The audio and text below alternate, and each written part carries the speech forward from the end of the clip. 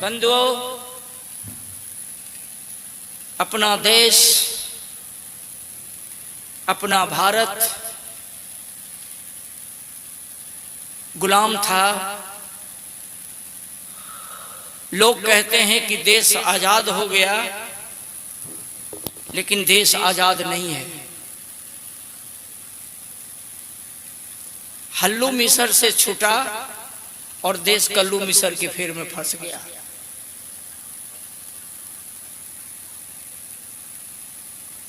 मैं दो टूक बात आप लोगों से करना चाह रहा हूं। इसे कीर्तन नहीं समझकर वैचारिक आदान प्रदान की बात सोचेंगे।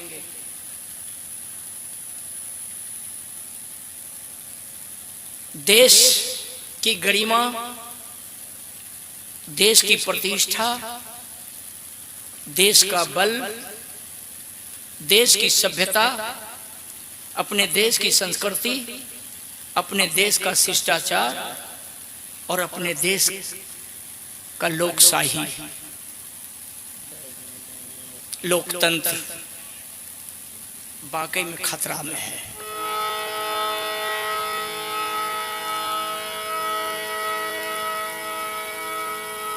शाम का वक्त रहा था। अंधेरी रात अपनी आंचल फैला चुकी थी। पूर्वा हवा चल रही थी। एक आदमी लोकप्रिय रास्ता से चला जा रहा था। आसमान में तारे टिमटिमा रहे थे। मैं बोल चुका हूं, रात अंधेरी थी, आसमान में तारे टिमटिमाने लगे थे। पूर्वा हवा के ललक में एक आदमी अंधेरी रात में चला जा रहा है और जा रहा है जमीन पर और उसकी नजर है आसमान में।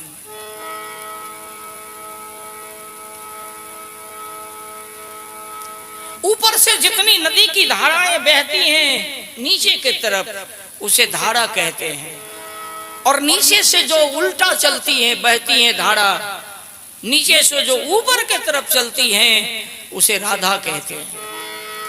राधा धारा।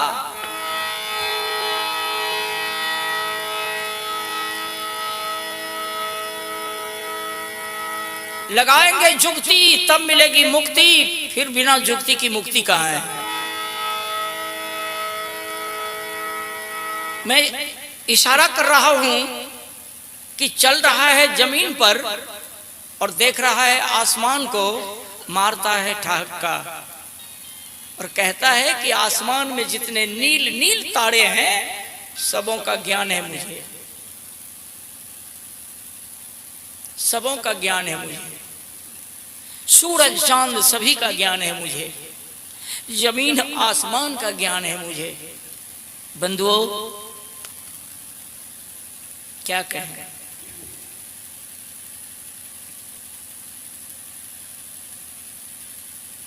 चल रहा है जमीन पर, देख रहा है आसमान को, ऊपर दृष्टि डाल करके देख रहा है, कहता जा रहा है धरती आसमान का ज्ञान है, 2700 नक्षत्र का मुझे ज्ञान है, मैं रेखा गणित का बहुत बड़ा विद्वान हूँ।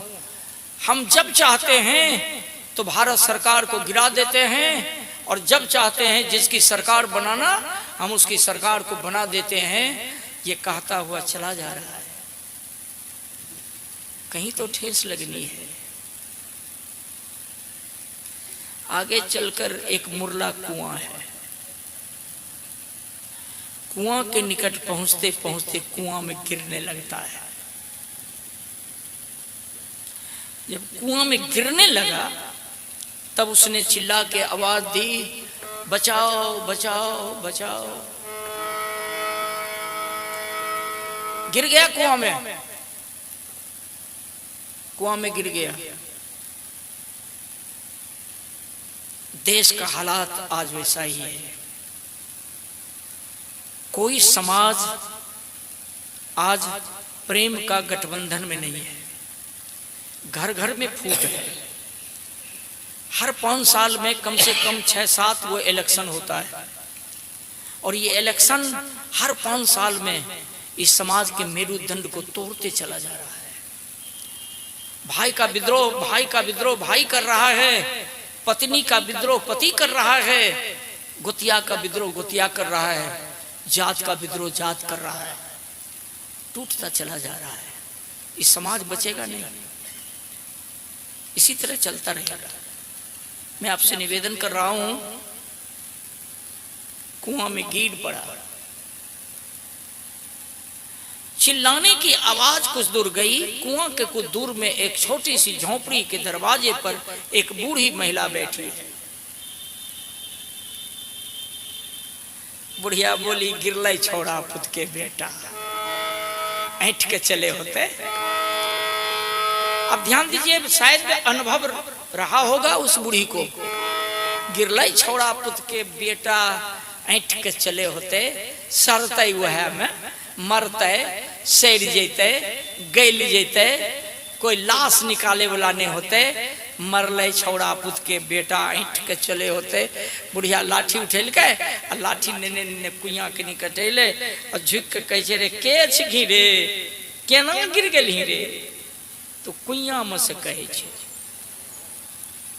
माता जी हमको निकालो, अगर मैं मर गया तो भारत जैसे देश का अभाग हो जाएगा। माता जी मुझे निकालो, माता जी निकालो, मैं मर जाऊंगा। बुढ़िया कहल के रे छोड़ा पुत के बेटवा, ऐ कुइया मुझे गिर ले, आज तक कोई निकल ले है, मर भी, सर भी, गल भी, तोर नरकंगाली कुइये में रह जेतो, ऐठ के चले हो भी। लेकिन माँ माँ माँ माँ माँ चिल्लाते चिल्लाते बुढ़िया के ममता के दिल के जगाए। कल के रे केना निकालियो? तब वो कुइया से कहे छे कि माता जी तुम अपनी साड़ी गिराओ ना। तो बूढ़ी कलेप गले, कल के रे जब मैं चढ़ती जवानी में थी तो तुम जैसे लाखों लोगों ने मेरी कमर तोड़ दिया, मेरे तन पर की साड़ी उतार लिया, और इस अवस्था में जर्जर शरीर में हूं, अभी भी तुम मेरे तन पर से साड़ी उतारने का प्रयास कर रहे हो। भाई बड़ा दुख की बात है, भाई बहुत दुख की बात है।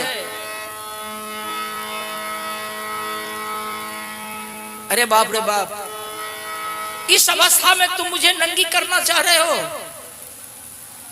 माँ जी मर जाऊंगा, माँ जी मर जाऊंगा, मुझे बचाओ, माँ जी साड़ी गिराओ। बुढ़िया बोली कि रे पागल, तुमको पता नहीं है, जिस कुआं में गिरे हो कुआं की गहराई है 30 हाथ, कुआं में पानी है 10 हाथ, कुआं का शून्य है 20 हाथ, हमारे तन में साड़ी है 10 हाथ की। अगर मैं नंगी होकर के भी साड़ी गिरा दूंगी तो क्या तुम मेरी साड़ी को पकड़ करके बाहर हो जाओगे?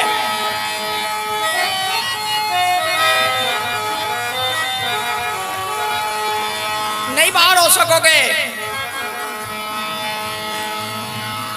एक काम कर,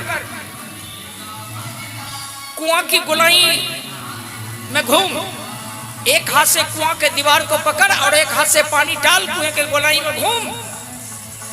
कुआं बनाने वालों ने इसमें लोहे की कड़ी नहीं लगवाया, कहीं लोहे की कड़ी नहीं लगाई, कुएं के दीवार में कहीं कहीं ईंटा निकाल करके छिद्र छोड़ दिया। चलाओ, ढूंढा, कहा माँ जी एक छिद्र मिला। बुढ़िया बोली कि उसी छिद्र के ऊपर अनेकों छिद्र मिलेगा, आओ निकल। ऐठ के चलता होगा तुम।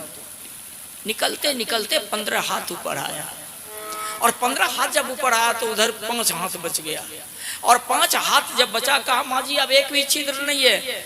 बुढ़िया बोली कि मैं जानती हूं कि अब तुमको छिद्र नहीं मिलेगा दीवार में, अब एक काम कर।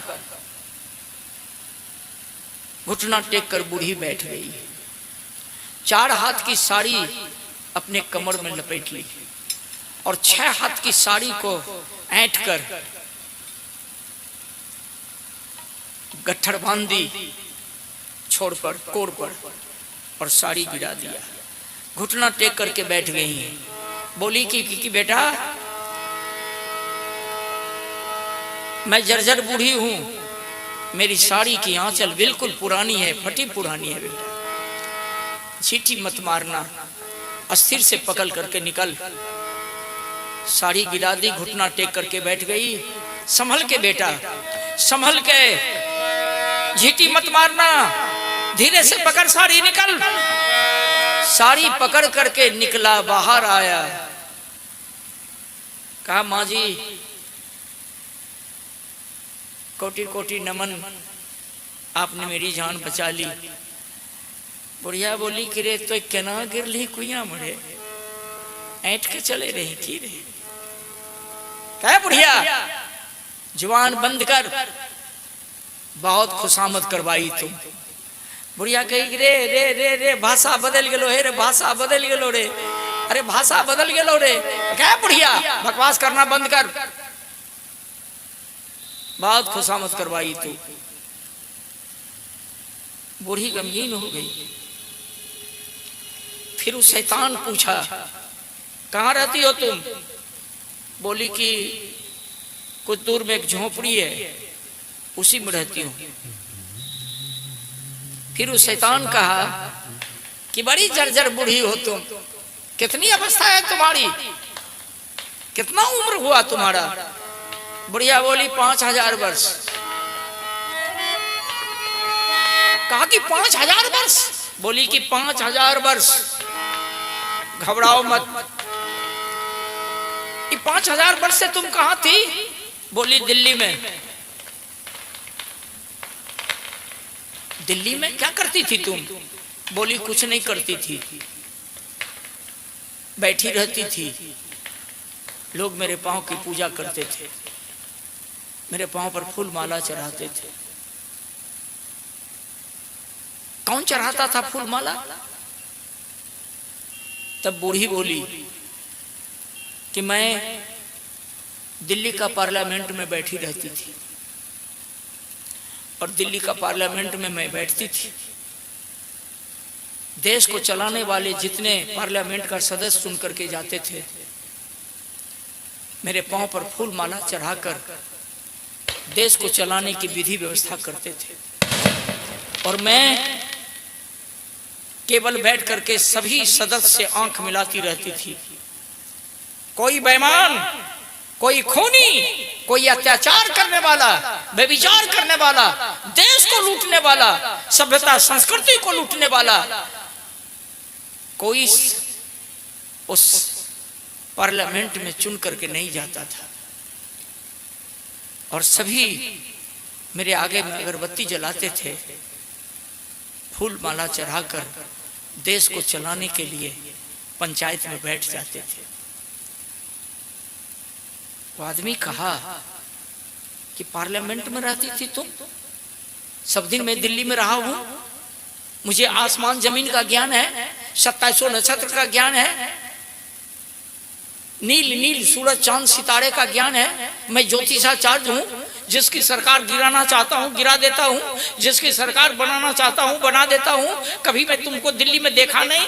बुढ़िया बोली कि जिस समय मैं दिल्ली में थी उस समय तुम माँ के गर्भ में भी नहीं आया था, बाप के पासे होगा।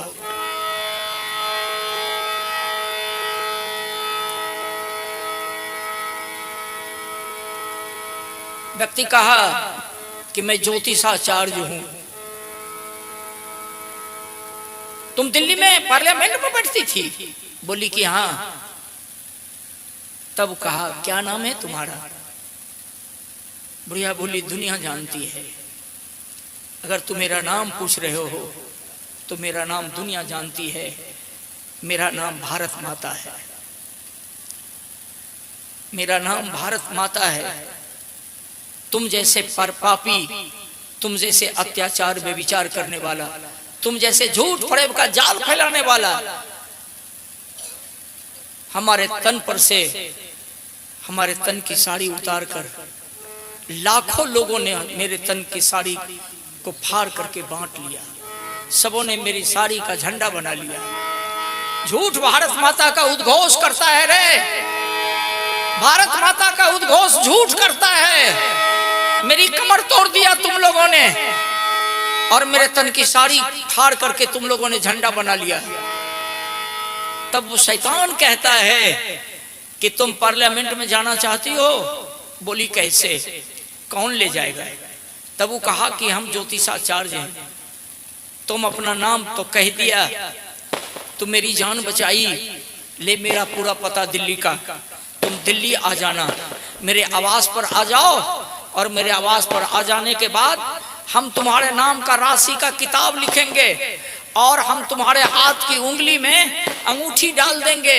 जो पत्थर लगना होगा तुम्हारे से राशि को देखकर अंगूठी में हम पत्थर डाल देंगे और तुम्हारे हाथ में अंगूठी पिना देंगे उंगली में। और एक भी पैसा मैं नहीं लूंगा, इसलिए कि तुम मेरी जान बचाई हो। आ जाना, हम तुम्हारी तकदीर बदल देंगे और तुम पार्लियामेंट फिर चली जाएगी, तुम्हारी पूजा होगी। भारत माता बोली कि शैतान हो तुमको जमीन आसमान का ज्ञान है, 2700 नक्षत्र का ज्ञान है, तुम ज्योतिषाचार्य हो, नील नील सूरज चांद सितारे का ज्ञान है। तो पापी बोल, तुम कुआं में कैसे क्यों गिरा? पापी बोल, तुम कुआं में क्यों गिरा? इसलिए तुम झूठ बोलकर, जाल फरेब करके तुम देश को लूट रहे हो तुम। जाओ रे पापी, जाओ। तुम मुझे दिल्ली ले जाएगा? जाओ। आज देश का वही हाल है, समाज का यही हाल है, परिवार का हाल है, बिगड़ा है। कीर्तन कोई काम का नहीं है। हम उस व्यवस्था का पूरक है। उस व्यवस्था के जड़ में हम रोज पानी देते हैं। व्यवस्था और तेजी से पनप रही है। हर मंदिर के दरवाजे पर जितने पढ़े लिखे लोगों की भीड़ होती है। से बाबा भीमराव डॉक्टर अंबेडकर ने अपनी किताब में जीवनी में लिखा, आत्मकथा में लिखा कि हिंदुस्तान के धरती पर मंदिर के दरवाजे पर जितने लोगों की भीड़ है, अगर वह भीड़ स्कूल और विद्यालय के दरवाजे पर चली जाए तो हिंदुस्तान की देश का कलेवर बदल जाएगा। कौन जाएगा?